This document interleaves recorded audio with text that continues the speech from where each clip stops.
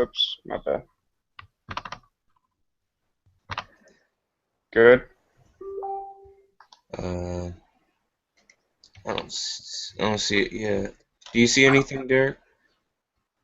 No. Still don't. I hate when that crap happens, man. Oh no. Says you're presenting, Hold but on. Yeah, I think it's about to pop up. Yeah, now yep, it's there. yep, it finally popped up. All right, so this is a W formation here. Okay. W formation off the first leg off a big W formation in EU. The Yeah, first leg formed a W. Yeah. sorry to interrupt you. When you look for W's and M's, I know that the MM method tells us to look at the 1 hour, 4 hour, and then entries at the 15 hour. When you're looking for M's and W's, do you usually look like from 1 hour and above, or does it matter? What I do is I look from higher time frames down. Okay, so Okay.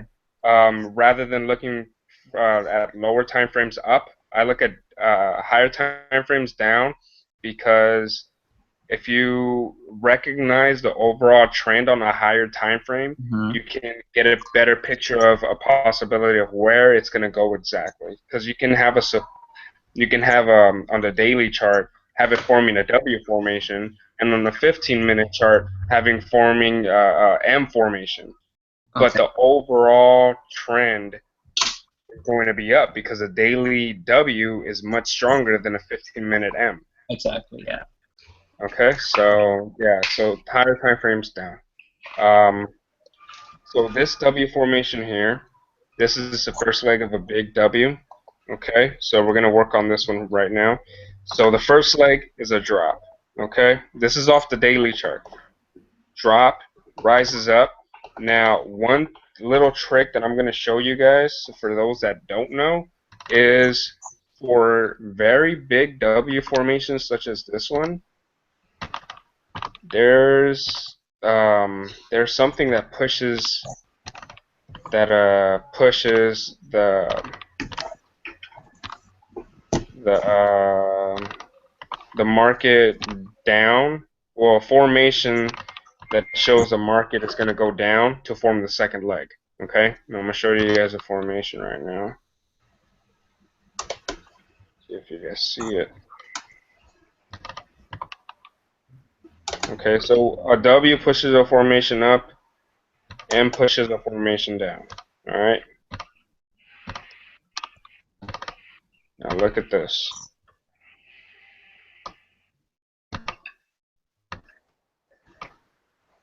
Now that is a clean M formation, right? Clean. Mhm. Okay. The second leg did break the first, but that is an M formation that played out. It's a more riskier M formation, but these are not trades that you should be taking. The reason why is because that pullback was for 3+ days for the first leg to form, and remember 3+ days. That's a true trend. True trend. If it's going one way for 3+ days, that's its trend. So M formation formed here instead of a big W. Now, M formations like this are going to be ugly when it's inside a big W. So this M formation pushed it down to form the second leg, break the first. Okay, and look at where it worked. This is support that I've had. I'll tell you guys the date that support was from. Okay, so look at the support right here. Okay, it wicked it. It wicked the hell out of it. Okay, and that support was from. Let me see. Actually, it was from. Yeah, it was from the previous day, where the previous candle closed. Okay, so it came down to the same price point, wicked it, and then um, um, shot up from there. Okay, so this is the big W, and there's an M inside it that pushed it down to form the second leg. Okay, now, like I was saying, you can find M's inside of W's a lot of the time. and that's basically another confirmation to add on to your W formation. Okay, so this is a W, and that's an M inside the big W. All right, now second leg didn't break. The only trade you should take off of a W or M if it's the second leg does not break the first. The reason why is because that's the less riskiest trade, because the if the market maker wicked the first leg but did not break it, there's a reason for it, because he doesn't want to let the first leg traders that got trapped on the first leg, he doesn't want to let them loose. He doesn't want to let them close their trade. He doesn't want to let them go into profit or anything like that. So he wicks it and then drops down. So he wicks it and pulls up. Okay, he doesn't close it. He doesn't close above it. That's the less riskiest trade you can take, and that's why I only train people to do that. So W formation here. It's a clean setup. Second leg didn't break the first. M inside the W. Okay. Now that's one. That's one W formation there. Let's see. Now, if you look at the lower time frames off this W, let's see, like this first leg of the W. I'm pretty sure you can find W's on lower time frames, like the 15-minute, off of this first leg when it starts to rise. So you guys can do that on your own time. Look for the W's on the uptrend. Now, alright, so it makes the first leg and then it starts going up. As you guys can see, there's points on the way. Alright, so that's the W formation there. Now I'm going to show you guys the big W formation that I was explaining earlier.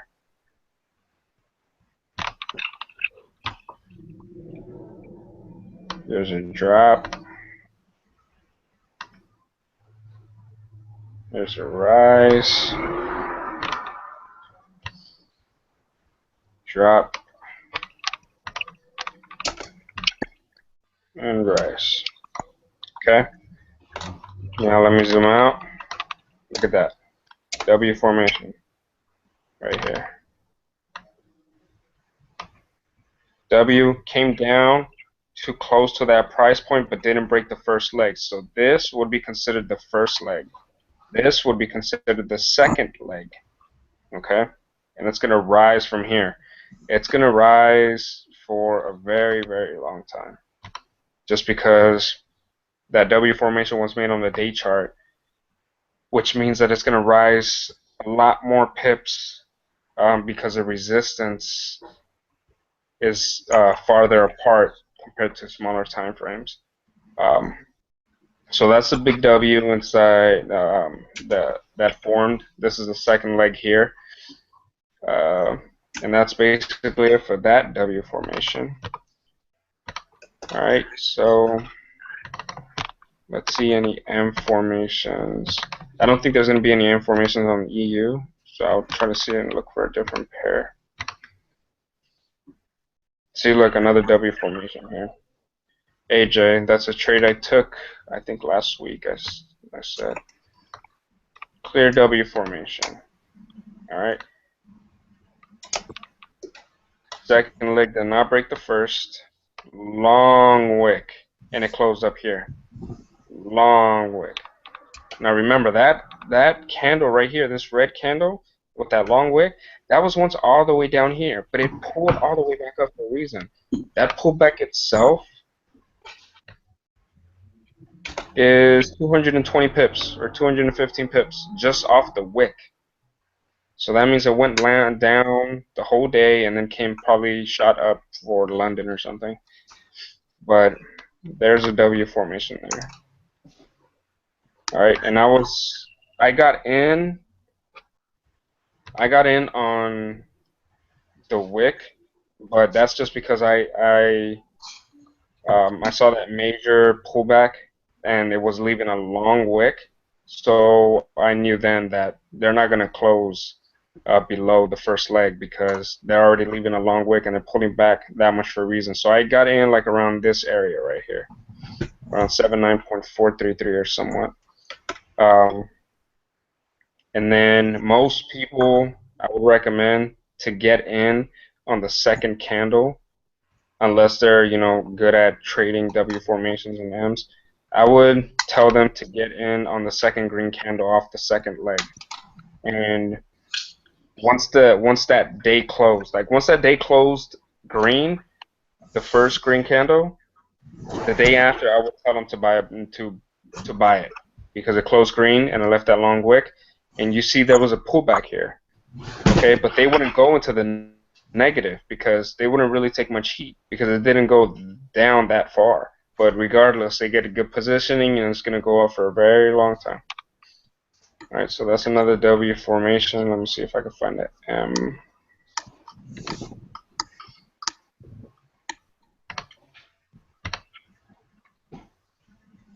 M Danny, do you formation. see? Can you see my screen? Let me see. Yeah. Can you see? I'm looking at one, just looking back at AUD USD on the daily. Do you see where I'm kind of pointing around? Yeah. That's a W right there, right? That's a perfect That's correct. Yes. And then Yeah. Exactly. and then you said that to get in, you would get in only if the first candle or the second leg didn't break the first leg. So for example, right here it didn't break it; it closed above the first leg. Mhm. So would you, if you're analyzing this and then you see that doji right there, and then you go up to this candle, it's a green candle, and then you see the next candle, the following candle, you would have got in on the following candle, like on the second one right there. That's correct. Yeah. All the way up. Yeah. And then for this trade, since it's like this would be a swing trade, right? That's correct. Yes. So, um, I was mentioning before that resistance, which is basically exits, Mm-hmm. where price will hesitate to pass.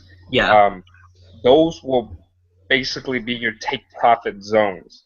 So yeah, so where resistance or support is, depending on where the trend is going, that's going to be your take profit zone. So you said you were taking a look at AU. Yeah, AUD USD on the daily chart. So support and resistance, then both of them work depending on the trend. Both of them work as a take profit. So as soon as if you see, for example, let's say you had support right or support resistance right about here, Mm-hmm. and then you saw that that was going up there, you would have taken your profit by that time, right? That's correct. Yes. Okay. And one last thing, I hear people saying a lot about adjusting your your stop loss. If you're in profit and you're riding this trade, you want to keep moving your stop loss, right? What you do is if you're on your computer and Mm-hmm. you have a trade open, there's an option. So let me see. Why Trailing can't I stop. show an example?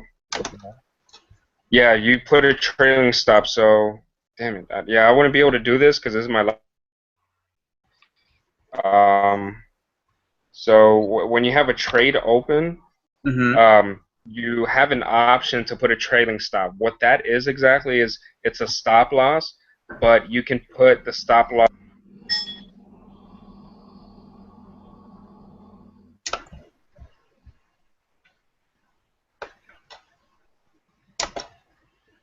You gotta unmute yourself, Danny.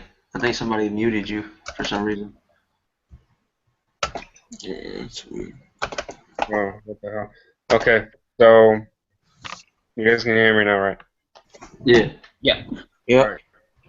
So as I was saying, a trailing stop is um, so it's a stop loss, but the stop loss follows the current price. So if you want your stop loss to be 20 pips below the current price, Mm-hmm. you put a trailing stop for 20 pips below the current price, and it'll follow it. So the price keeps moving up, but the stop loss will always be 20 pips from the current price. So I'll just keep following. And how do I go about if I wanna set that on my computer? So if you place a trade, Mm-hmm. you go to your trade, you right click on it. I believe you right click on it, and then there's an option there for trailing stop. and Yep. then And then you can select whatever points, or you can do custom. Okay. yeah. Okay. Sounds good. All right, so that's for stop losses. That's what they mean by break even and stuff and whatnot. Or trailing stop is I would like to use it on swing trades. Um, if you keep a trade open for multiple days, so you can at least come down in profit just in case it does backtrack a lot or Mhm. retest the low. Yeah. So that's what I like to do for that. Okay. And actually, one last thing. Sorry, I don't want No, to go. keep asking questions, but so for example, we have this W here, right? Uh, if you were to enter your trade here, the stop loss for this trade would be a minimum of what, 23 pips? Does that make sense? Stop loss. So it would be, depending on your account size, it would be 15 to 20 pips below the low. Okay, so 15 to 20. All right, sounds good. Yeah. So with yours is where your mouse was with that wick. So Yeah. you would count 15 to 20 pips below that, and that's where your stop loss would be. Okay, all right. Just in case it decided to retest back or something, or So it could retest back. So it couldn't come down for 3 hits to the low. I'm pretty sure Steve Monroe taught you that on the videos. 3 hits to the low, it comes down, retests its current price, but doesn't break it. Mhm. Uh, and then that's when you place another trade. So you're basically your stop loss got hit, but you can get into a better positioning with more pips offered. Okay, so like Steve said, just don't walk away from your computer. Exactly. All right. Exactly. All right. So, anybody have any other questions? All right. So I got a now quick question, Danny. yeah, what's up? On the trailing stop, I mean, I used it before. I haven't used it too much. I used it like once or twice. But when they mean by points, like for example, 15 points, is that 15 pips, or is it just like The is it micro like pips 1 point? included? Yeah. It's all pips, man. Oh, okay. Yeah. Yeah, I kind of figured that. I just wanted to confirm. Yeah, I think that's what I thought at first too, but yeah, I was able to confirm that it's actual pips because I tried it once and then I measured the difference. I mean the distance between the stop loss too. So yeah, you're good on that. There's a nice W formation off the hour on AU too. This currently looks like it's making its second leg. That one's nice. Okay, so now let's do M formations.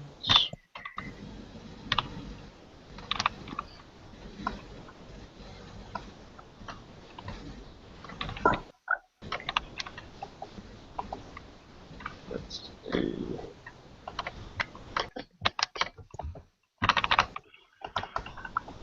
No, this is a long information, but it's not really a good example right here.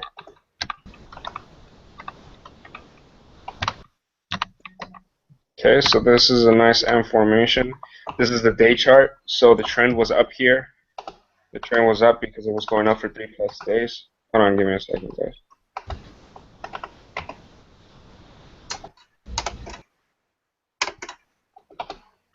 All right, so the trend was up.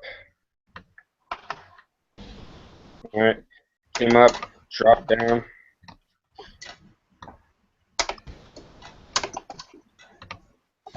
up here. Hey, Marlon, Yeah. go back to your AU. Yeah. Just a sec. Yeah, right here.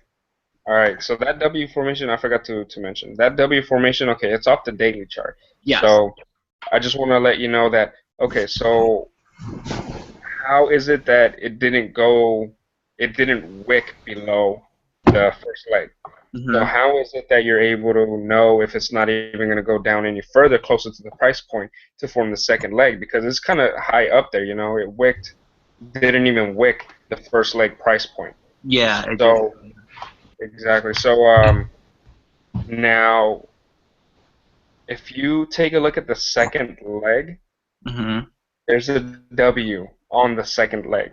Yeah, I see it right about. Give me just a sec. Uh, right about here. Exactly. Okay. That's your confirmation. So it doesn't always show in the big picture, but if this would show probably like an hour chart, maybe even 4 hour, I'm not sure. It'll probably show much clearer. But that's a W formation inside the big W formation. That's a clear indication that um, that's a reversal pattern. That's a better entry zone, basically off the small W instead of the big W. Okay, so those don't happen all the time, but when you see those, that's just an extra confirmation to enter a trade safely, then, right? Exactly. Okay. So you zoom in on the time chart, so you look at the hour chart, you see the W formation. You take the W formation because you believe on the day chart or 4 hour chart it's forming a W formation. Um, but you don't take it until on the day chart it confirms it off the second green candle. Okay. Okay, Okay. so yeah, it's small W. Once you get better, you'll be able to take the second leg W formations inside the second leg. So Okay. just Sounds good. thought I'd mention it. Yep. All right, so here's a clear M formation there. All right, first, second leg did not break the first. It wicked that price point, but it did not break it. And then it dropped. It took some while to drop. It took months. It took actually, yeah, it took months. And it dropped 1,600 pips. Um, and that's the first leg of actually a bigger W. It's over here. My bad. So the overall trend was down. Now, like I said, there is uh, different support zones and resistance zones on larger time frames. Okay, so the support would be. Let's see if I can zoom out. Support would be this area here, around this area here. Okay. There's many supports on the way. That area, that area,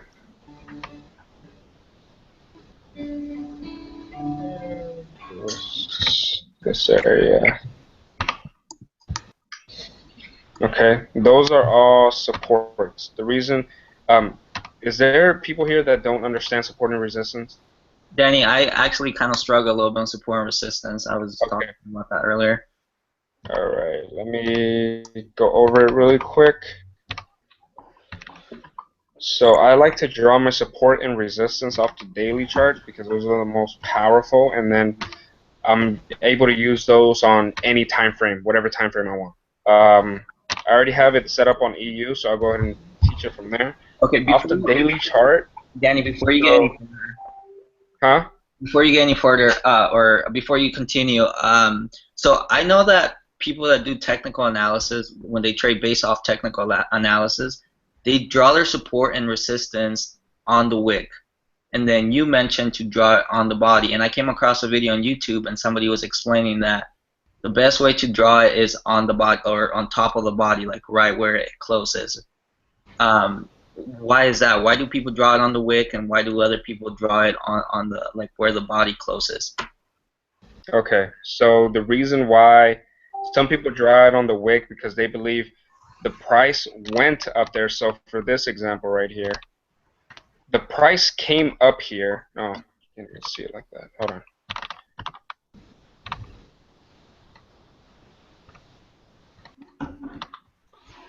Okay, that wick here, the price came up here, Yeah. and it touched these prices here. Hmm. So they believe it should count because it actually went up there. But the reason why I don't like to do it on the wicks is because the market maker chose not to close over here. They chose to close down here for a reason because there's traders or something up here that it didn't want to there's a reason why it didn't close up here. So that's why I chose this the body because there's a reason why they close here. There's a reason for everything. here they just chose because they're more price action traders, um, and I tend to be more of a psychological trader. Yeah. There's a reason behind everything. So I choose here because the body closed there. That's where the market maker wanted the price to close. Okay. And when you draw, when you go about drawing your support and resistance, I know a lot. Like I said, I've been taught, like people have been telling me to draw them off the line chart, so that way I can just spot easily like the zones. But if you do it on the body, since it's better to do it based off the candles, right? And then just go from there. I personally believe so, yes. Oh, Off the body. okay, sounds good. Thank you. No problem. Okay, so the way I draw my trend lines is you can see this first yellow candle here. This is off the day chart. So this first yellow candle here, I drew it on top of the here. The reason why is because these are where traders got trapped. Okay. Um, Support and resistance, the definition of it is basically either consolidation, a period of consolidation where the accumulation of contracts was taking place. Consolidation, that's what that is.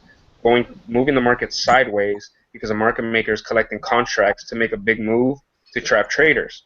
So that's one reason.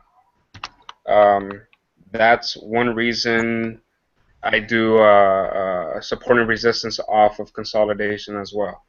So I do it off consolidation. I do it off where traders got trapped. Here, traders got trapped. Why? Because they came up, they wicked this price point, and they dropped. Okay, so here I would have been convinced, if I was a retail trader, I would have been convinced that it's going long and it's going to keep going. But they wicked it here for some reason, and then they dropped right after. So I would like to place a line right here, RNS line here, um, because traders are trapped here. Those that went long, they got stuck because it dropped immediately after. So there's still traders trapped here. So I draw a line here, and there's let's see, that's one line there. That's the reason why I drew it there. So that's how I drew that one. Let me see if there's another one. 414.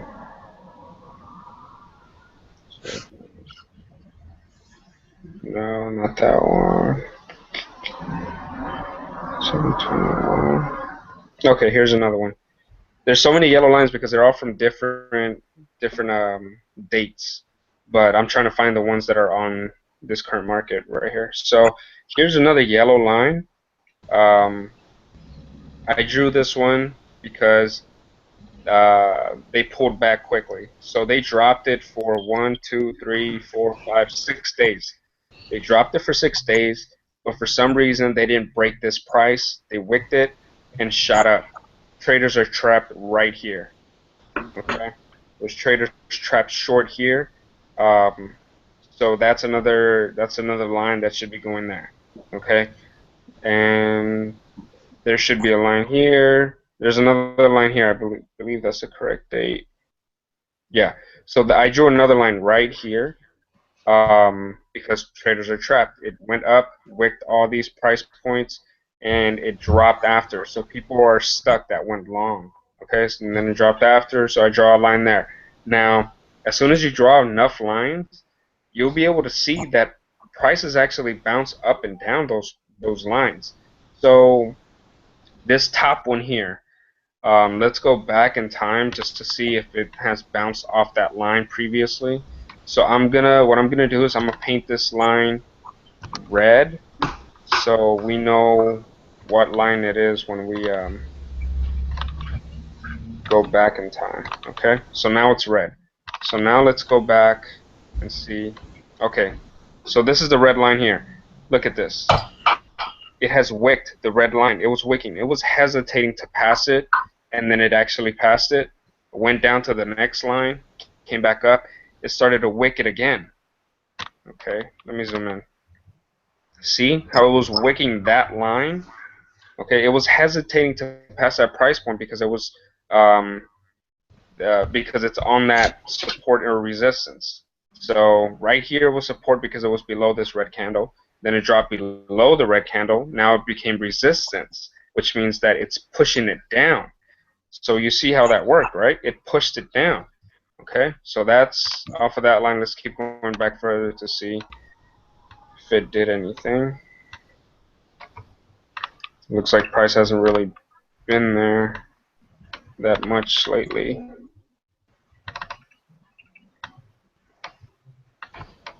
Yeah, let's take a look at a different support and resistance, because that one didn't really have many prices there. Okay, so now let's look at this one.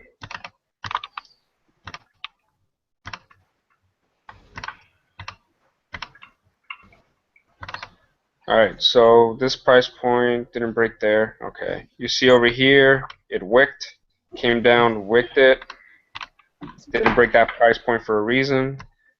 Then it shot back up after, bounced off of that basically. Now look at this. Remember, it's that red line. Here's the red line. So it came down, wicked it, bounced back up. Now look at these wicks, all against that line. Okay, it came up and it didn't break it, and then it shot back down to another support line, wicked it, bounced back up, wicked it again, but it finally passed it after, and that's after forming a W formation. Okay, so it was wicking that line, and I drew this line based off of this this setup right here. So I just drew it based off of this setup, and look, wicking that line, and then it comes up and comes back down, wicks that line again. Alright, so now let's look back even further. Now here's in that same W formation off the first leg, wicking the line, no, yeah, right here, wicking the line, just keeps wicking it, okay? There, like I said, there's a reason for it. So now let's look at a different line. Anybody have any questions so far? No? Okay. Danny, I actually have a quick one. What's that? So, let's say you draw your support and resistance on the daily chart, right? And then you want to take your entries off the 15-minute chart. As you're moving down the charts, you go from day 1 or from daily to hour 4, hour 1 until you get to the M15, and then you start and then at the M15 you still continue to apply your support and resistance, or how does that work? So you place their support and resistance off the daily chart or a higher time frame. It has to be at least higher than the 1 hour for sure. Okay. So you place it, and you can use, after you place the support or resistance, you can use any time frame, and as long as it's lower than the time frame you place your support and resistance. So I placed it. If you place it on the 1 hour, you have to. The only way you can zoom in and still use that support or resistance line is any time frame less than an hour. Okay. So off the daily chart, I put my support and resistance, so I can use those support and resistance lines anytime below the daily time frame. Okay. Okay. So yeah, you go up and you work your way down. Okay, sounds good. Thank you. No problem. All right. So what was I going to explain? Oh yeah. So here's an example. Hold on 1 second.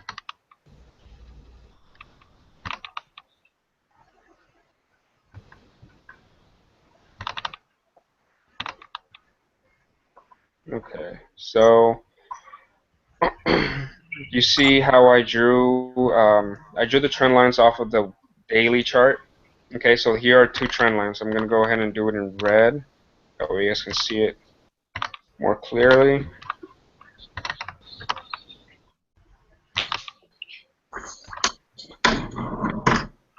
Okay, so these 2 red lines here, these are both support and resistance lines, so that I drew on the daily chart. So as you can see, as soon as it passed here, it started to bounce up and down. So it started to bounce up and down off of these 2. Now, I'm pretty sure it's done that in the past. So if we go back. Let's see if I can show you guys another example of it bouncing up.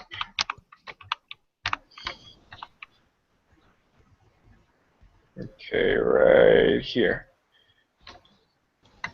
Alright, so if you guys can see, it was bouncing up and down in the middle of it. Okay, it kept bouncing up and down, up and down, up and down,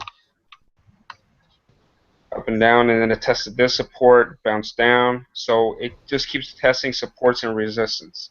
Okay, so a good way to be able to trade off of support and resistance is, okay, so it broke this red resistance right here. Okay, it broke it. Now you know that this is going to act as support. Okay, so what you do is, because it's broke it, you want to wait for it to go up and test another resistance. The reason why is because you don't want to trade while it's in the middle of a support and resistance. You want to wait for a confirmation that it's either going to break through a resistance or bounce off of support. So it broke through, but now we're just waiting for it to bounce off somewhere.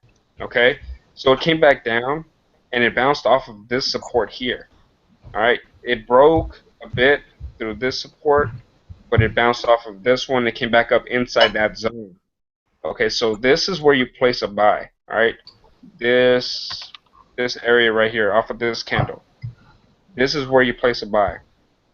The reason why is because it came back inside that zone, and after that it started to shoot up.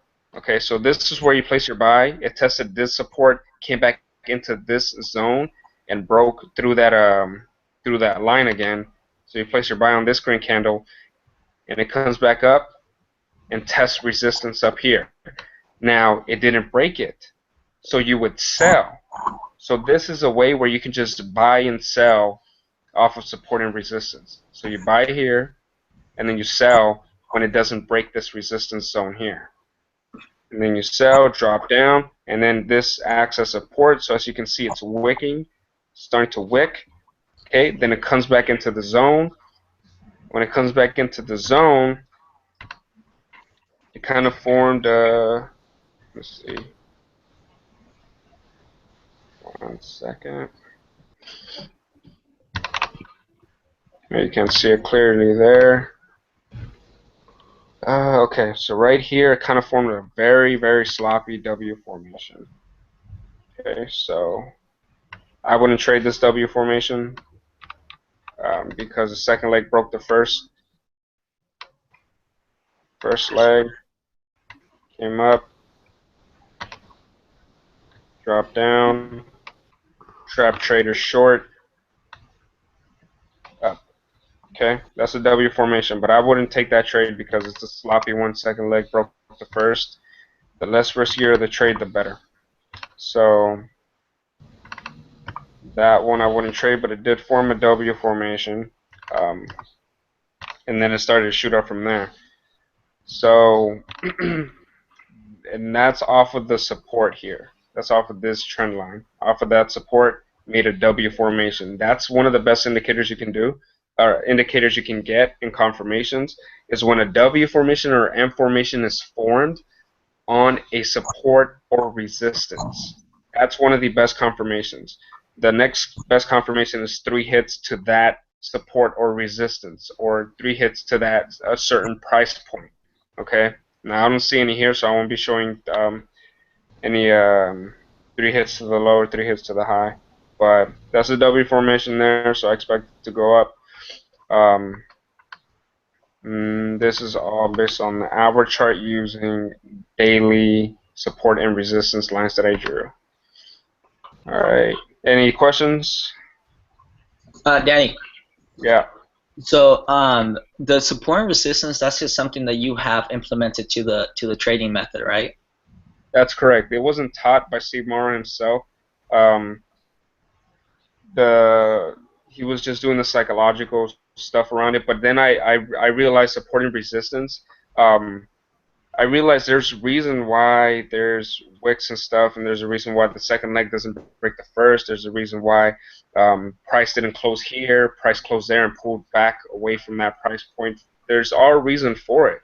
So I started to I began to draw lines, trend lines for it, and then I realized that, you know what, price actually bounces up and down these price points when I draw these lines. So all these yellow lines, you can see that there's wicks. There's wicks there. There's wicks there. It comes up to the second one. There's wicks there. Keeps bouncing up and down those lines for a reason. And that Exactly. reason is because, yeah, Yeah, support and resistance I just consider as a ball. You know, if you bounce a ball on the floor, it's gonna bounce up, and then obviously it's gonna have to bounce back up. So roof and like support and resistance basically. Uh, exactly. but with that being said, do you also use trend lines to identify the trends, or do you just go with your support and resistance and then call it a day? To identify a trend, how I do it is if it's been going a specific way for 3 days or more, Hmm. that's the actual trend. That's how I identify a trend. Many people use trend lines like this, Yeah. where they go off, um, and it works. I mean, I've used it before, but I prefer not to because I just don't like it compared to the methods that I use. So if you look here, one second. Okay, so this is a trend line here, and if you look here, this green candle wicked that trend line, and then it broke above it, and then it started wicking it as support. So it was resistance before, and then it broke it. Now it used it as support, and look at this now. It's wicking it as support. Or So again. that's more of a diagonal trend line, like the ones I'm doing, but it's diagonal. Yeah. Um, so that's basically support and resistance, but it's just diagonal. Now you can use it. It's not a bad tool. Like it works. What? Um, but for me, it's easier to do it my way. Yeah, I also have the 200 EMA, exponential EMA, and that one works good to identify your support, or not your support, your trend as well. If you just look in higher time frames, I'm not sure. Yeah, I don't think you have that one, do you? The 200 EMA? yeah, I do. Oh, you do. Okay, yeah, that's what I've been using just to kind of identify trends and stuff. I'm not a big fan of trend lines, but I've been using them lately just to kind of mess around and practice with it. But I mean, I'm not a big fan of them, so. Yeah, the ones I'm recommend if you're using EMAs is use 50, 200, and 800. Those are the ones that I believe truly work, not just to identify trends, but they are also used as support and resistance. Okay, So 50, 200, and 800? yeah. All right.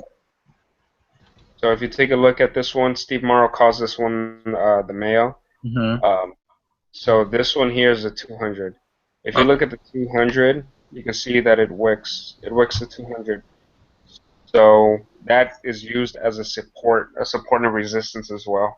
Okay. Um, Oh, okay. Okay. I see what you're saying. yeah. Sounds And good. so that's also another good confirmation. That's actually what I'm going to be teaching on this Sunday. Um, And Danny, that's you're speaking upon the moving averages, correct? yeah. Okay. Because I had stepped out for a minute. It's Okay. not gets him in the waka waka waka. Hmm. All right. So that's it for that. Um, let's see if is there anything you guys want me to go over? Because I believe that's everybody understands the supporting resistance, right? Yeah. Yeah, that makes sense to me. The last question I would honestly have, I think you kind of went over this, just kind of still have a couple questions in my head. So if I'm, let's say, looking for an entry on, if I'm looking at the 1 hour chart and I'm looking for an entry on, I would look for an entry on the minute 15, right? Mm-hmm. Okay. Same thing applies for like hour 4. But if I was doing like a swing trade, like let's say a daily, if I was looking at a daily chart and I saw a nice W forming, would I take my entry based off everything that we just went through, but take it on the daily? Um, Does that make sense? that's a good question, yeah. So it depends how long you're willing to hold your trade. If you're swing trading, I would recommend to use the 1 hour and the 4 hour because swing trading is holding it for days. Okay. If you're looking at the day chart and you place a position based off the day chart, um, you're looking to hold it for weeks and for months. Okay. So yeah, that's the difference. That would be position training if you're doing it off the day chart. Okay. Um, 1 hour and so 4 hour. 1 hour and 4 hour for taking positions off for swing trading. Okay, so if I found a perfect W on the 4 hour, then just take it based off the 4 hour. No need to go down to the hour one and look for an entry, right? You can. It's not a bad thing if you do, because some Mm-hmm. people tend to go to lower time frames to look for better positioning. For Mm-hmm. if you see a W forming on the hour 4, but you go to the 15 and you see another W forming on the 15, um, that W forming on the 15 could be the second leg of the W on the 4 hour. Okay. So yeah, so people tend to do that, and I don't disagree with it, but because I'm more of a swing trader and I can take heat on my account, Mm-hmm. then I tend to do it on bigger time frames. But if you're doing it on a bigger time frame, I really recommend that you use reasonable lot sizes, because it could leave a very long wick the opposite direction you're trading, but Mm-hmm. that doesn't mean that it's not going your direction. So if you can take heat on your account, then you can go ahead and use higher time frames. Yeah, for now I'm just looking to kind of do like short-term trading. That was just a question that just came, across my head, but it's useful because I will know for the future once I grow my account. So, Exactly. Yeah. So for small accounts, I would say like anything less than $100 or less, I would use only the 15-minute and the 1 hour to trade. okay, so 15. Okay, all right. All right. Sounds good. Thank you. No problem. Um, Anybody have anything they want me to talk about? Because I pretty much went over M's and W's. I would probably say trading discipline as far as what not to do. Meaning like kind of like pretty much like trading rules. Hmm. Obviously, like don't overtrade and never trade against the trend. But like as far as in cutting losses and just overall just trading discipline. Trading discipline. Okay. Um, Let me grab my notebook real quick to tell you guys some stuff off of that. Yo, whoever asked that question, have you guys watched the market maker videos yet? Yeah. Okay, cool, cool. I mean, with this method, honestly, man, if you're looking to just trade, during like New York or London, I mean, you can, like, I know someone who basically just trades, based off New York and London. They don't bother looking at their charts the entire day. They just go on like an hour, 2 hours before and, study their charts and get their trades ready for London or New York. I mean, it just depends on what kind of way you're trading. If you're looking to trade all day or just session. Exactly. Yeah, like for me, and pretty much, for most traders, London and New York is the prime sessions to trade in. But for me, particularly, I'm only trading London and New York sessions. Okay, yeah, that would you right there. You would basically be looking for, like Danny was saying, for W's and M's. Like Steve was talking about, like the Brinks trades or whatever. He said lights out. If you find that, then you're on the money basically. Get your 50 pips, go back to sleep. No need to be looking at charts all day long. Exactly. Plus, the higher time frames, gives you more confirmation. That way, you don't have to, sit there and stress and, go into emotional status, worrying, oh, is my trade, like, is it gonna go the other way on me? Blah blah blah. So Yeah, definitely, definitely. Yeah, yeah, you're right on point.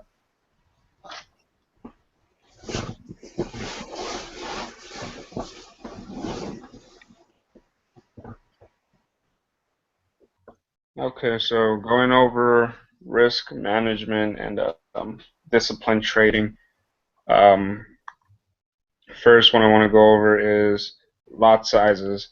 So just for you guys, just to know, this is that when I first heard about Forex, I saw people making $1,000 a day, $1,000 a week, and whatever.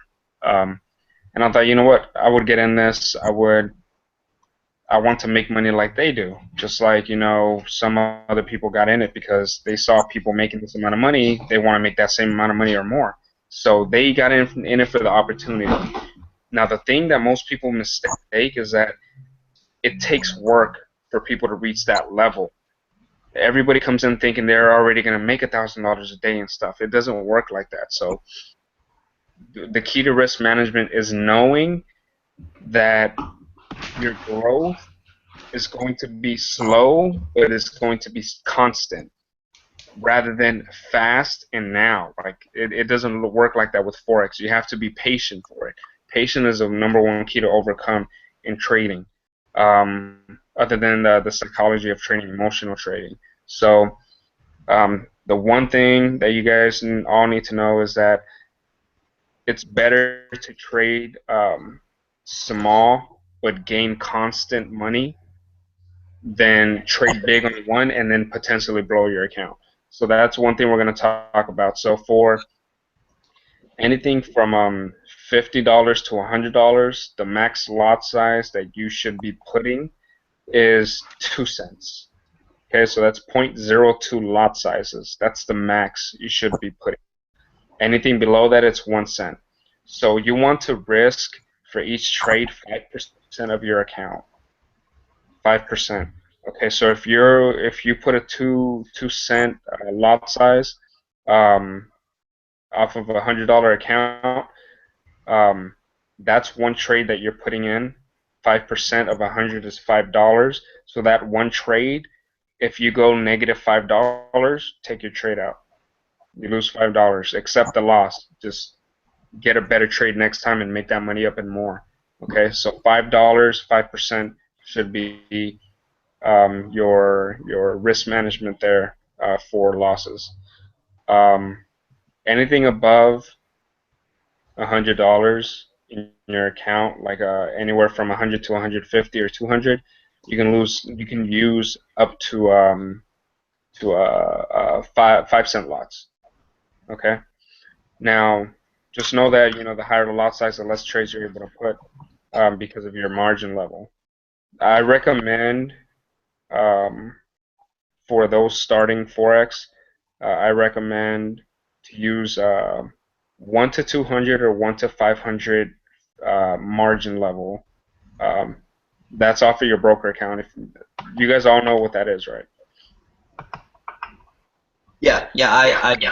I'm sure about everyone else. Okay, that's the leverage. So you want to use 1 to 200 or 1 to 500. The reason why is because it takes your trade out automatically once it hits a certain percentage of your account. So if it's 1 to 500, you have a $100 account and you have a leverage of 1 to 500, it'll close out a trade when it's negative $50. But you're not going to have a negative $50 trade because if you're doing 5%, that's impossible. So Exactly. Proper risk management. Yeah, exactly. So I'm glad you're going over this, Danny, because I'm not sure how many people here are newbies to all this Forex stuff. I haven't been doing it for a long time. I honestly started out with binary options. I made some money there because somebody else was helping me out. But when I first started Forex, man, I came in, I was seeing people, like you said, people making $1,000 days, $2,000 days. I was like, yo, I'm gonna make shitload of money. And then came in, lost like almost 2K, and I'm trying to work my way back up. But risk management is definitely key to Key to success. And yeah, exactly, yeah, the key to success. Do what you have to and don't be greedy. If you take profits, you're never gonna go broke. Exactly. Yep. And then Danny, what would you recommend as far as in profits per trade, like pip wise? Should we? Well, it depends. It depends on what we're doing. If we're scalping, if we're swing trading, or long term trading. So never mind. It depends on what kind of trade we're going into. It does depend on it. That's actually one thing I forgot to go over. There's remember where I said supporting resistance, that those will also count as your exit points. Yeah.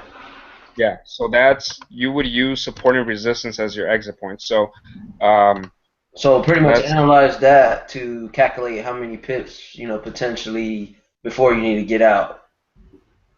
exactly. So you would measure. You could either measure, predict where the water or the 50 EMA is going to be at this certain price. I mean, this certain time, and then put your take profit there. So you're basically predicting when it comes to that.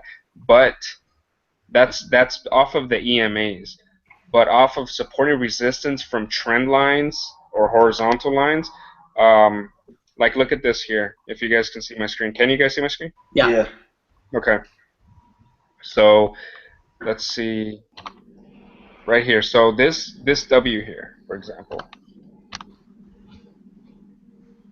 this W here. Okay, so this W here formed second leg, so I take my entry.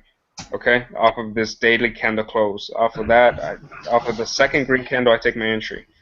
All right, so it starts moving up, starts moving up. Now, where do I exit? So what I do is I look at the first leg. Um, where would I draw a resistance? So resistance is a period of consolidation where contracts were accumulated or a price point where traders were trapped. So here's one right here. So it went up, and I'm highlighted red so you guys can see it clearly. So this one here, I would draw one here, and here's another one.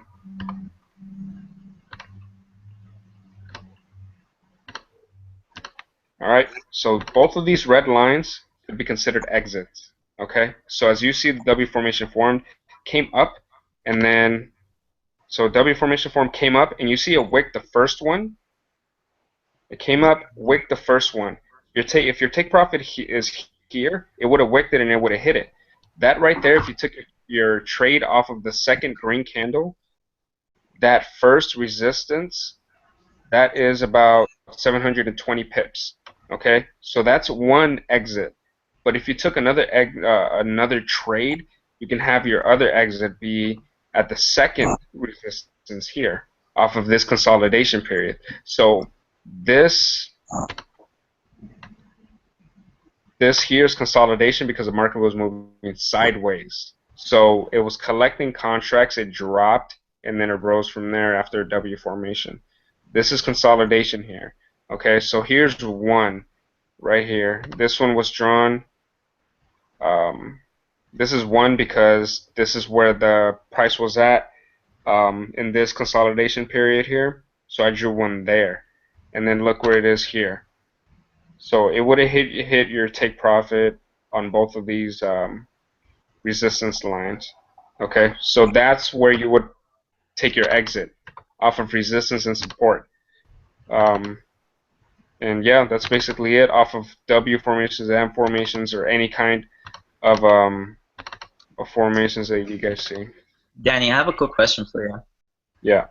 So I see people always, like I said, I'm still kind of new. I'm a newbie to this, but I see people always talking like, "Oh, the price is sitting here, blah blah blah." Obviously, you know where the price is sitting because it tells you on the chart, where the current price is. But how do you go about knowing what price level it's gonna reach?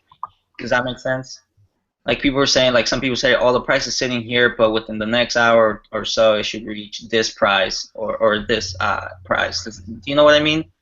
I mean, using time, like basically predicting what time it's going to be at a certain price and stuff. Yeah, exactly. Like some people are like, oh, like like let's say the AUD USD is sitting at this price right now, but within the next 3 hours or so, or for London, it's gonna reach all the way up here, or it's gonna drop all the way.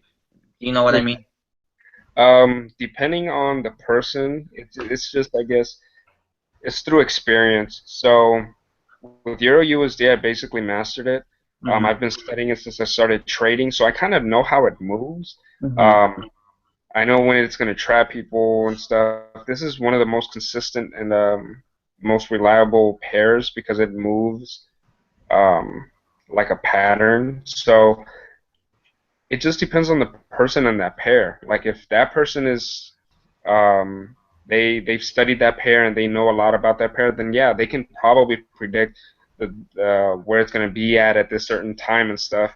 But honestly, I wouldn't rely on that. The reason why is because it's based off of the market maker and when they want to move, where they want to move, and what time they want to move. Like it's based off of them. I can't predict something like that because he can maybe drop it low and retest the low again and then come up. Okay, Yeah, so makes sense. some people are good at it, decent at it, but overall, I don't really like to view it that way. Um, I like to view it based off of like, okay, it's gonna form the W formation. I'll just wait for that candle to close and then enter, Hmm. rather than I'll wait for this time to I'll wait for this time to enter a trade. Okay, all right, definitely makes sense. Okay. And with that being said, this would be the last question that I have for you. There's people that trade like the B's, you know what I mean? Like B's, like if it's a W forming, like there's, or sometimes after the W is formed, it keeps moving, market keeps moving, and then sometimes it gives you like another opportunity, like it throws you a B on the bottom or like an A at the top. You know how like the market moves like W, B, B, M, or Mhm. does that, you know what I'm saying? And then like the other one's like M, A, A, W. Mhm. How do you trade the bees when you see them? Like, how do you know when to enter? Like, how do you know that bee is forming?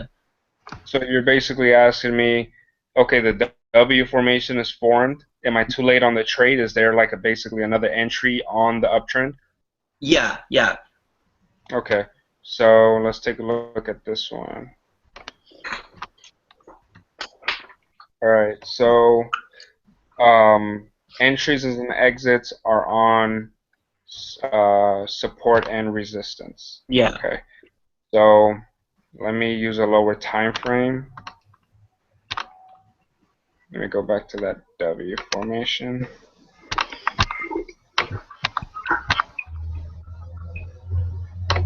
This looks very freaking ugly, but let me see.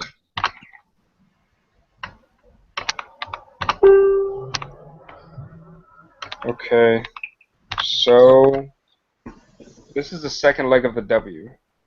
All right, so right away, what I'm gonna do is just draw support and resistance, or highlight the support and resistance. So this period right here is consolidation, the one in the yellow box. Mhm. It trapped traders to go long for these. Let's see, these are 4-hour candles, so four, and then there's four green candles going up. Yeah. So 4 times 4 is 16. 16 hours it was going up. So Hmm. it trapped traders long and then it dropped. So Yeah. that's where traders are trapped. That's one place I'm looking to take entry. The reason why is because if it's truly on an uptrend, it'll hesitate to break this, but it will break it. It will break it. So I would wait for it to break this current price. Let me draw a line real quick and I'll highlight it red. So I would wait for it to break this red line here because Hmm. this is at the top of the candle, the Yeah. top body. So I would wait for it to break that and then enter a trade. All right, so let's go to where it was at that price. All right, so right here, let's see. All right, so here's the red line. So right here, it came up to that price, and it looks like it was going sideways along that line. Okay, Yeah. so originally, I would take entry right here. Now, although that's bad positioning, remember this is a 4-hour time frame, Yeah. so this would be considered swing trading. So if you zoom into lower time frame, and then you look at the red line, you can probably place that line better. Yeah. No, wait, hold on. Yeah, so I'm gonna move it up a little more just because it's a little off the more I zoom in. So now I'm gonna go back to that price and check it out. Okay, so that's the resistance. It came up to the resistance, it went a little past it, and then it dropped back down again. So if you zoom in right here, This is that red line that resistance here. So it's going along that red line. But Yeah. I would wait until there's some kind of formation that notifies me it's still going to be going up. So on an uptrend, you want to look for W formations, okay? So that would be your next entry, W formation or break of a support or resistance line. Okay. All right. Sounds good. All right, so damn it, where the hell is it? Oh, I completely lost it. So as Steve Morrow was explaining, it's WVVM, and then for downtrends it's MAAW. Yeah. What I like to do, I don't look for V's, I look for W's. So on the uptrend, look for W, downtrend, look for M. That's for entry. If you missed the big W, the big picture, you look for W's inside the long trend after it already So you. made its Okay. reversal. Okay. Sounds good. All right, so back to risk management. What was I explaining? Leverage, I already did that. Lot sizes, did that. So if you have $100 to $200 in your account, 5-cent lot sizes should be your max. Like I said, 5% risk. So if you're at $100, it's $5, and then $210 for each trade. Personally, I recommend not to look at more than 2 or 3 pairs. Um, not to place. Exactly. Sorry, let me change that. Not to place um, more than 2 or 3 trades off of different pairs. So you should only be taking 2 to 3 trades off of different pairs. It doesn't matter how many trades you take off of each one, just off of different ones. So 2 to 3 ones, because it's difficult to manage um, more than I personally believe it's difficult to manage more than 3 because you have to constantly be looking at it, especially if you don't have a take profit or stop loss. So it gets a little difficult and irritating. Yeah. So I would recommend. Like you said, Uh, Danny, focus on one pair. Like I like the Euro USD and the AUD JPY. I've been focusing more on the AUD JPY just because I want to learn the patterns and all that good stuff. So if you focus on one pair and just look at it every day, and then you'll master it. You'll see, like Danny, he said he's been mastering this Euro USD. He knows how it moves.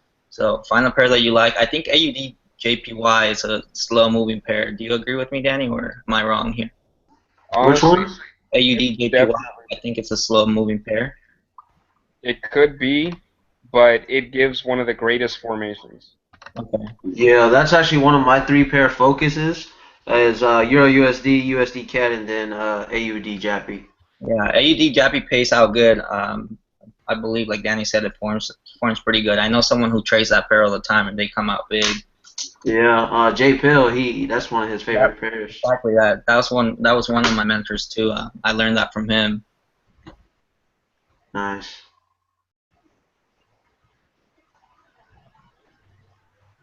Yeah, AJ, I like that one. That one is pretty good. But yeah, like you were saying, I would focus on one pair, master it. What I did to master Euro USD, I looked back in time. I looked all the way down to like I think 2000, 2001 or something like that, and see how the behavior was. I recorded it, wrote down its behavior.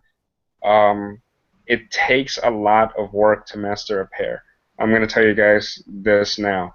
Uh, it takes a lot of work, a lot of dedication to be able to just focus on that one pair. And basically, what I did was each day I recorded its range. How much did it move this day? How much did it move that day? I recorded every single day for like the past 5 years of how it moved every day, what price it was at, how many pips did it move for London, for Asia, for New York, um, and did it go long, did it go short, was there a reversal pattern, stuff like that.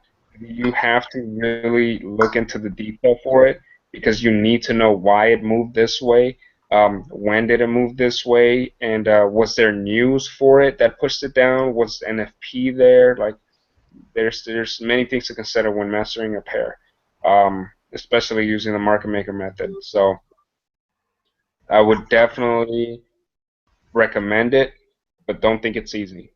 Do you trade the news, Danny?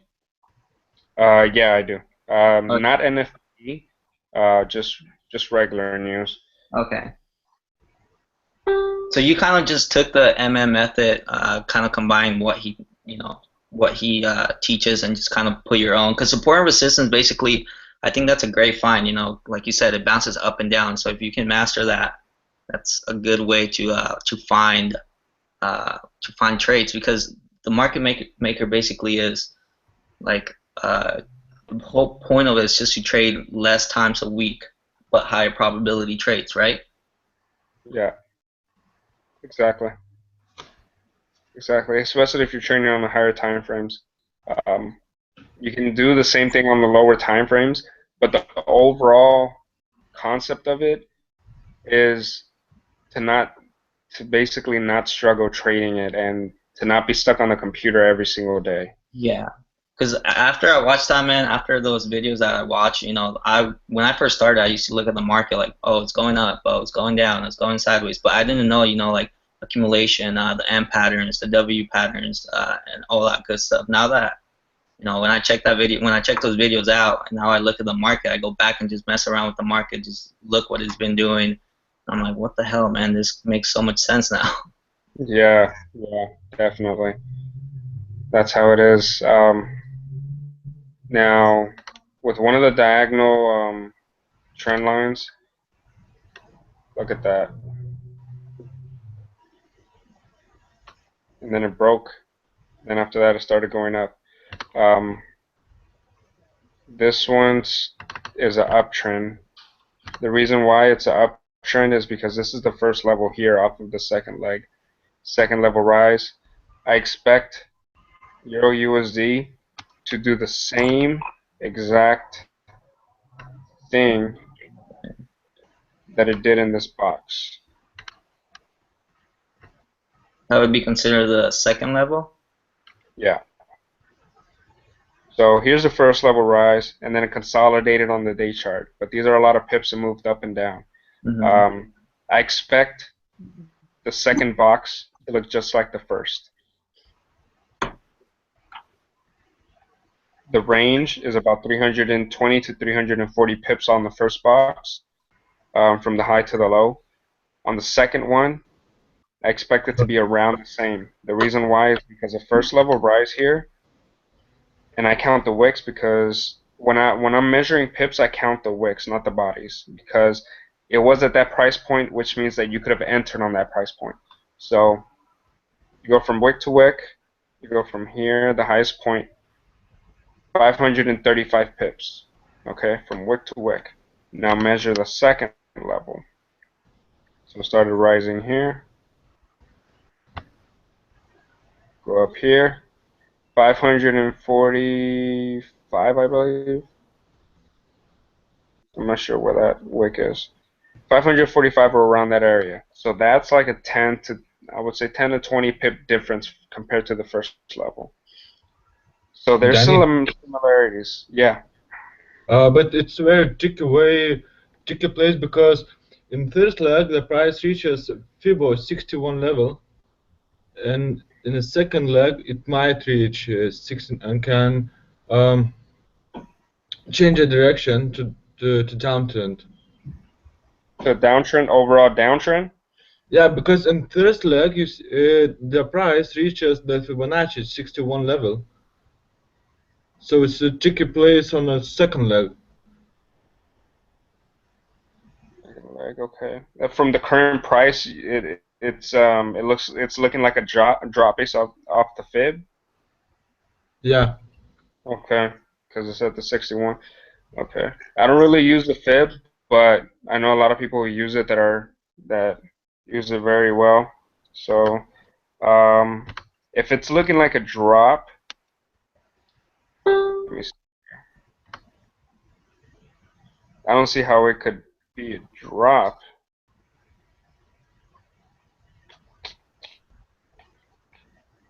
It's currently at a support level on the daily chart. Let me take this box out really quick so you guys can see. Okay, so if I zoom in here, you see this. Let me highlight this red.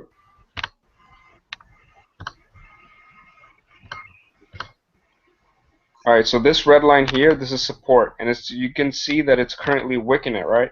So it hasn't passed the support just yet. It hasn't broken it. Now look at this one. This is the 200 EMA. It's also wicking the 200 EMA. So it's not breaking it at the moment, but then again, this daily candle has not closed. So I could be wrong. This could be a W formation here. Came down, up, down, didn't break the first leg. So here could be the second leg. This is the first leg. Didn't break the first leg. But I'm waiting for this candle to close. This candle could just drop and just leave a wick at the top. So that's why I haven't taken position yet. But if the fib is showing that it's going to drop, then it could drop and it could come down to the next support level, which is right here. It could come down here. That is about 100 pip drop. So it could drop, come down to the next support level, and then bounce back up from here. Okay, so that's why I haven't taken entry, because this is not a W formation just yet. But I still expect it to do what it did in this yellow box here. Okay, so if it drops, then that'll be confirmation that the W isn't going to form. It's going to hit the next support level. So then I would wait for it to bounce off of that support, the next support level, and take entry there.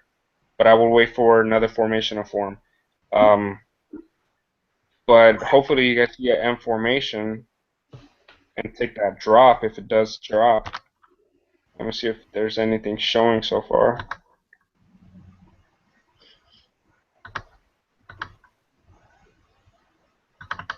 No, so far I don't see any M formation or anything like that. So, and it's 30 minutes till London session as well. Okay. Yeah, so it could drop. It definitely could drop. We'll just have to wait and see what happens to look for formation. But yeah, that's what I'm expecting out of EU. EU could drop some more and then bounce off of this support, then start bouncing up and down, up and down, up and down like it did in this yellow box here. All right, so that's it for that one. Anybody have any questions? And thank you for pointing that out about the fib. Whoever that was. Danny, Yeah. do you have any like tips or anything? Because you know, of course, there's the triple bottoms and the triple tops. Yeah, I was just about to ask that about the candlestick reversals to kind of Yeah. Do you have cover the main ones, because at the end of the day, if you can identify candlestick reversals, you'll know where the market's going. So what was the question? what was I gonna ask was, do you have any tips on like triple tops and triple bottoms on how to identify them? Because sometimes I get like I'm looking at charts, you know, at the current price and everything, and I see like a W forming, but sometimes it fakes me out. You know, it does like 3 stop hunts to the low. Am I saying that right? Yeah. And then it spikes up. You know, do you have any tricks that help you like identify the W? Let's say if it's just gonna do, you know, form the 3. If it's just gonna form a W and go straight up, or if it's gonna form a triple bottom. Do you have any way to identify those? Like, how do you know what's gonna do? And I think what he was trying to ask was just about like the candlestick patterns, like the hammers and dojis and stuff. Yeah, dojis and all that. Yeah, so I'll go ahead and answer your question first. So to my understanding, you're asking, okay, so it made a W formation, but how do I know whether it's going to retest the low again for a third time? Yeah, exactly. How do you know it's gonna go? You know, it's gonna retest the low again or the high. Okay, so here's a perfect example, actually. So right right there.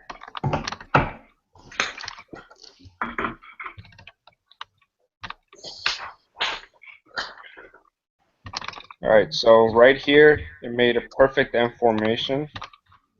Right here, came up, dropped down, came up, didn't break the first leg, and then dropped. This is off the 15 minutes, so. Okay. So then it came back up to the near the current, the previous price point where that M formation formed. Yeah. Now, you can consider this 3 hits to the top. It's not really that great of a picture because it's kind of 4 as well, but just picture it as 3 hits to the top. All right, so comes up, down, forms an M formation. So initially, I would take a sell here. Yeah. After it confirms that it's an M formation. Okay. So you basically can't tell if it's going to come back up. You can't. Because the reason why you can't is automatically you think M formation is going to drop from here. Yeah. And it didn't break resistance and bounced off of it. But the market maker has a different task. We don't know if he grabbed enough contracts to be able to just drop and take a lot of traders' money. We don't know if he had enough to drop it from here. So basically, we can just hope that he's not going to come back up. But if he does come back up and does the third hit, then we place another trade. That way, our margin doesn't kill us, and we have better entry. So just cancel So it out and take the other trade. you can do that, or you can keep that other trade open as well, and then just place another trade at a better entry when it Oh. hits it the third time. Okay. Okay. Makes sense. Yeah. So 3 hits to the top or to the low is one of the best confirmations that you can have to take a trade. But you can't really predict when it's going to happen after it forms a W or M formation. So Yeah. Okay. yeah, you just hope for the best. Yeah. Sounds good. Thank you. All right. Any other questions? Actually, for Derek, um, for candlestick patterns, um, personally, what I look for the most, I don't believe in all candlestick patterns just because, like, I don't know, I've heard of the abandoned baby, I've heard of uh, the Morning Star graveyard or the hammer. Like the hammer, I believe in, but there's so many weird things that I've heard of that I don't even know what the hell that is. So I stick to the major ones, which is the engulfing candle, doji, and railroad pair. So those are the 3 that I stick to the most. Um, railroad pair, you can find them on M's and W's. On the second leg, if they don't break the first, you can also find it. You can also find dojis there as well. And engulfing ones, those are one of the best ones to trade off of. Engulfing candles are when, um, let me show you an example. It'll make it easier.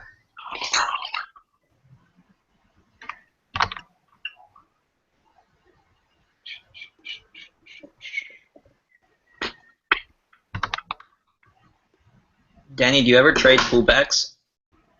No, No. I don't. Just W's and M's. Yeah, I know. I have a couple of people in my team that trade pullbacks, Yeah. and they know how to trade it. Yeah. Yeah, I've been learning the trends, like how to trade those the pullbacks and stuff. So I'm probably gonna be adding the W's and M's to my toolbox as well. But There's definitely nothing wrong with making money both ways. yeah, exactly. Yeah. Okay, so can't really find a great example. Um, let me just show you this one. Engulfing. So let me take this out real quick. This is engulfing here.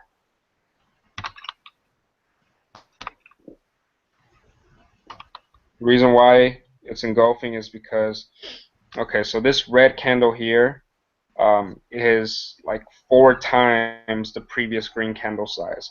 So this is an M formation. Came up, created the first leg, came down, came back up, and then dropped. Okay, that's the M formation. So it came back up, and the point of M and W formations are to trap traders one way and then go the other way. So engulfing candles, what they do is they pull away from um, that setup quickly. So with the M formation, you expect an engulfing candle to be red because red means a drop. So here's that candle right here. This red one here, it formed the M formation and confirmed the M formation, and it pulled back quickly. Okay, this is off the hour chart, so it pulled back like 20 something pips. So that's what engulfing means. It basically devours the previous candle. It's much bigger than the previous candle. It has to be bigger, and it has to pull away quickly. Okay, so this candle confirms the M formation, and it pulls away quickly, trapping traders, keeping them from placing sell trades um, or trapping them at that certain area. Okay, so that's engulfing. Any questions? Okay. Danny, just a quick comment for you. Uh, Have you ever messed around with Thinkorswim, their platform? no, I No? never even heard of that. Yeah.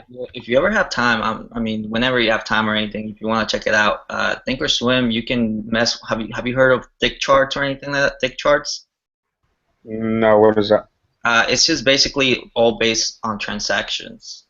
So you know how, like we're talking about here, how the market makers only worry about transactions and stuff. That's something else. I mean, just if you ever want to get into it or anything. But if you download the platform Thinkorswim and then do some research on like thick charts or anything like that, you can probably use that platform and apply your knowledge to all that good stuff. But just I'll message you about that later on. Sounds good. This sounds like something I would be interested in. Yeah, just let me know on the site, and then I'll check it out. Yeah, sounds good. Let's see. Anybody have any questions at all? You guys can ask anything in regards to that. So I went over. Danny, I would probably say for whoever, whatever newbies are on listening, probably trading news would be something to cover, just real quickly. Okay. All right. So let me bring up. Let me go to our website real quick. Okay. So news. There's news almost every day. I go to forexfactory.com to look for news. What they give you is they give you news on specific currencies. Um, 1 second.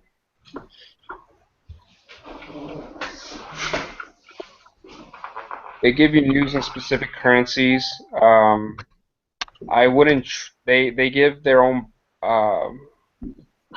prediction as to how it's going to affect the pair, but I wouldn't. I would ignore that.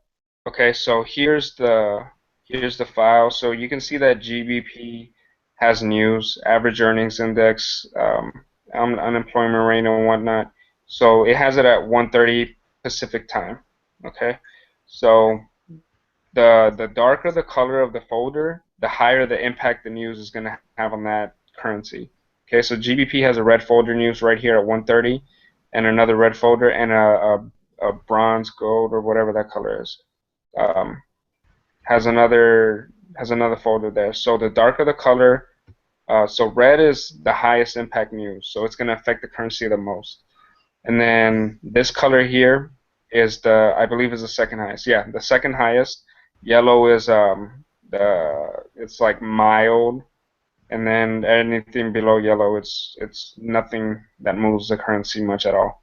So red folder news and bronze news is what you want to pay attention to the most. What I believe the market makers use these news that affect the currency, they use it as an excuse to move the market somewhere. Okay, so that's why I ignore whatever the news folder says. So this one for GBP, the average earning index, let's see what it says. It says it's good for currency, okay? But I ignore it. I believe it's BS. The reason why I believe it's BS is I've studied it, and many of them say that it's good for currency, but it never goes that way. It could go downhill and stuff. So what I do is I just look at the time the news is going to be for GBP. So let's check out a GBP pair. Red folder news GBP at 130. Let's see if it has formed any formations or anything like that.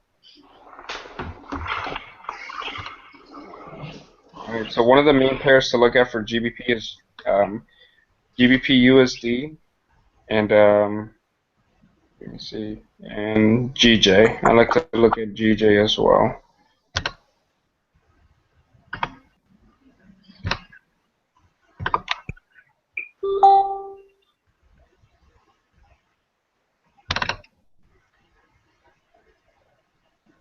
All right.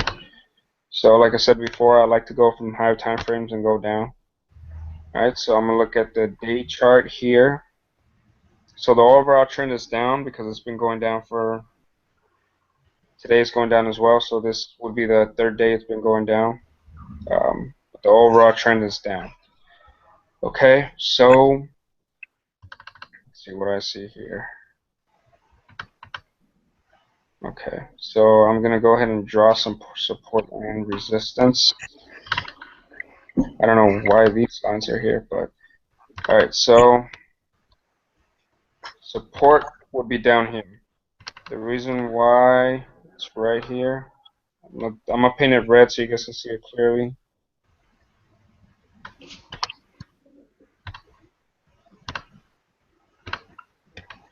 Alright, so this red candle, this red line here, resistance, I would place it up here. Now these lines I'm placing where traders got trapped. There's many traders that still have trades. So right here, people would place a short, place your line there, reversed up. So traders are trapped right here, put your line there. So this here, what it did, okay, so it bounced off of this resistance here and it dropped. Now it's going down towards support, this other red line at the bottom here. So what could happen is, remember I said not to trade it when it's between these, trade it when it's bouncing off a support or resistance. So I wouldn't take a trade because it's not bouncing off of anything, it's just in the middle of the air right now. But what could happen is it might drop. It might. But you can actually place another line here because traders got trapped in these candles right here. So there's another resistance there. So it's getting pretty close to that resistance. But so far I don't really see much happening with that one. There's no formation that's going to be forming or anything like that. So GU looks like it's out of the picture. All it's doing is just going towards resistance. Support. So I would ignore that pair. Let's take a look at GJ. Okay, GJ might be a potential trade. Okay, so let's see. What could happen with GJ is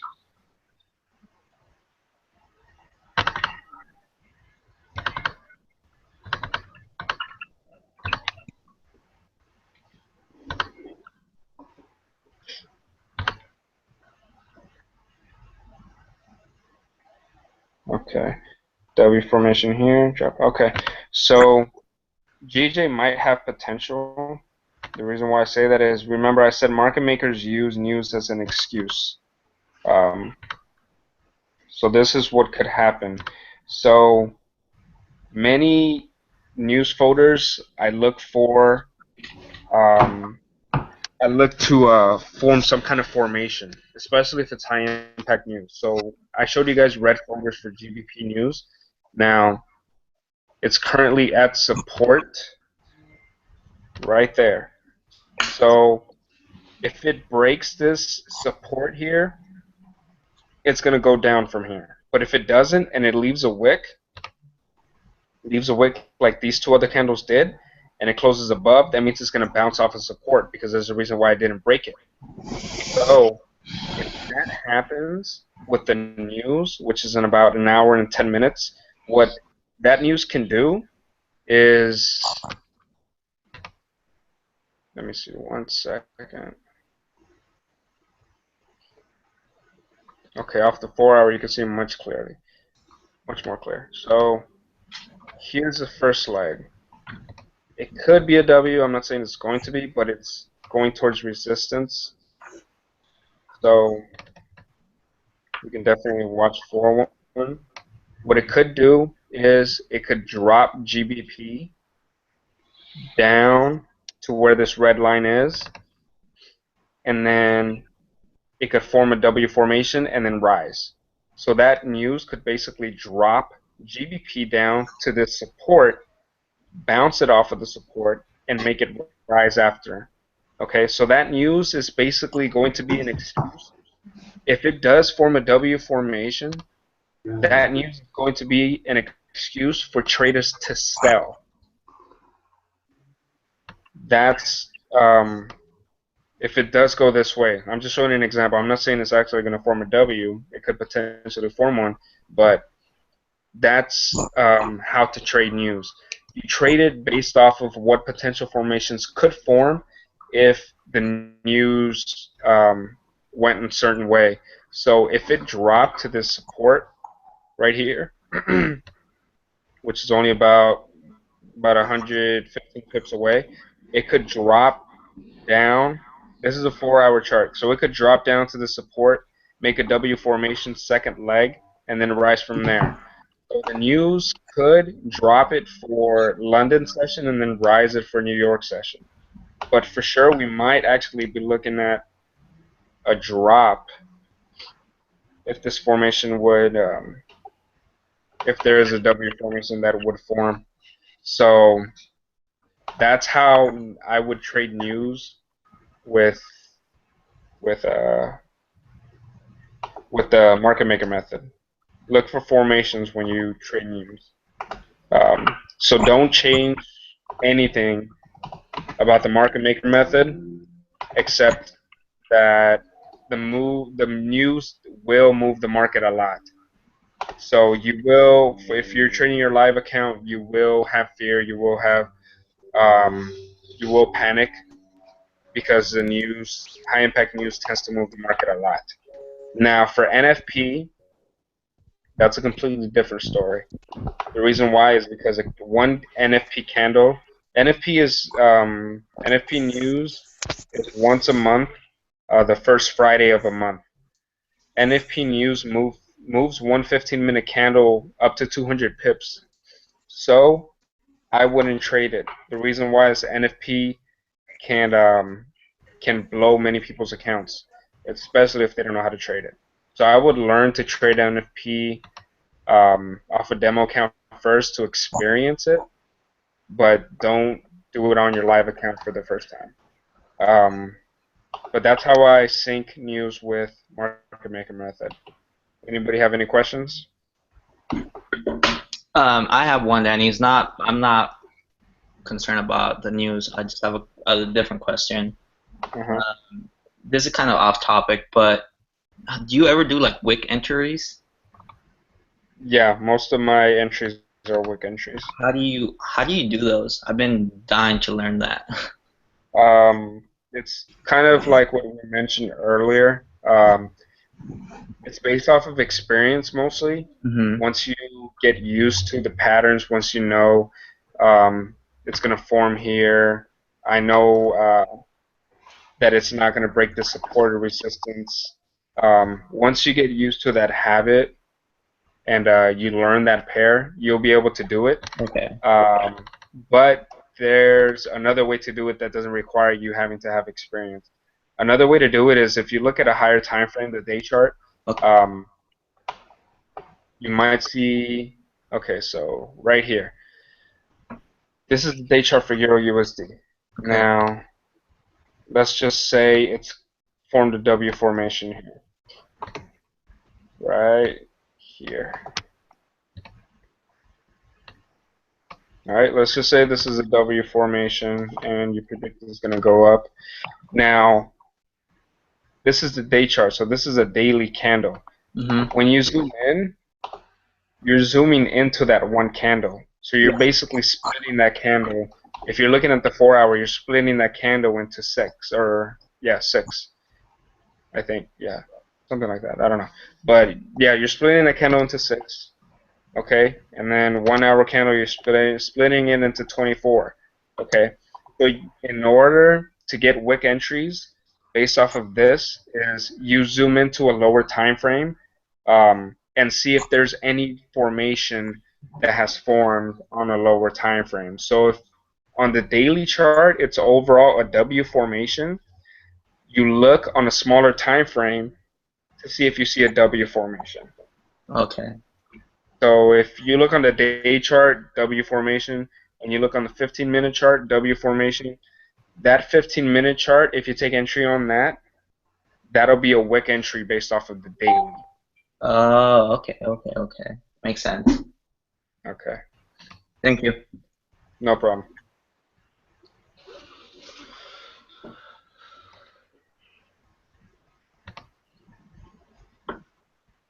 All right, so let's see. I went on news. Anybody have questions about news or anything they would like me to go over about news? Derek, maybe? No, I was just saying for the newbies, I'm pretty solid with news. All Like for right. people watching and then people who are going to be watching the recording. That's why I was just bringing that topic up, so you can cover different areas. Sounds good. 5 minutes till London, so expect a lot of movement, but that's basically it for today. I went over support and resistance, M and W formations, or I think I only went over one candlestick formation, but I don't really trade off of candlestick formations personally. Um, that and that's about it. All Yep. right. So, Thank you, Danny. yeah, no problem, man. I hope you guys learn some stuff here, um, and take it with you with trading and stuff. So I'm gonna be posting the recording, so you guys can go ahead and rewatch it. I'm gonna go ahead and edit it. That way you guys get through all the learning and stuff. So if you guys want to rewatch it, I'll probably post it within the next couple of days, so you guys can start watching it again if you guys want. Sounds good. Thank you. Thanks. All right, no problem. So I will end this chat now. I'm not sure if we're gonna have a trading session, but if you guys want to trade with a couple of us, you guys are more than welcome to trade with us. I'm not sure how many people will be on, but I'll go ahead and post a link on the training chat, and if you guys are interested, you guys can just hop on. Sounds good. Thank you. I'll probably join you, Danny, if I see that link there out there. All right, sounds good. Thank you. All right, no problem. I'll catch you guys later.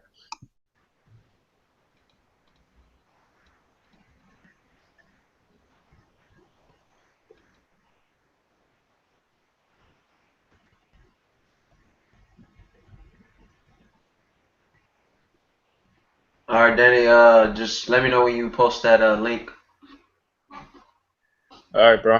Is Bryce All still right. on? No, that's what I was just thinking in my mind. I'm not too sure. Uh, I'm about to try to call him. So we can just close this out, and I'll let you edit everything. So for the individuals who need to go through this training or who missed it, they can do so. As soon as possible, and we'll jump on a trading session and you know look at some pairs. All right, sounds good to me, man. I'll go ahead Yeah. and end it there. Are you gonna trade tonight or not? Not live. Just demo. I'll probably just be fucking around with Euro USD pretty much. But right now it looks like Euro USD is going down. Well, it is going down, like on the 15-minute and the hour. I just hope it doesn't hit my stop loss, but I have that there, at the break-even point. So it is what it is. But yeah, I'm definitely gonna be marking up charts, looking for M's and W formations, and just practicing. But I'm not gonna be trading live tonight. Okay, sounds good. Are you gonna be up with us? Yeah, I'll be up for probably an hour or so, hour or two, maybe to like 5. All right, sounds good to me, man. Yeah, give Bryce a call while I do the edit, and then we'll just make a new hangout. All right, sounds good. I'm about to call him. He's probably fell asleep, but I'm about to call him and see. All Sounds good, man. I'll catch you later then. right, sounds good. All right.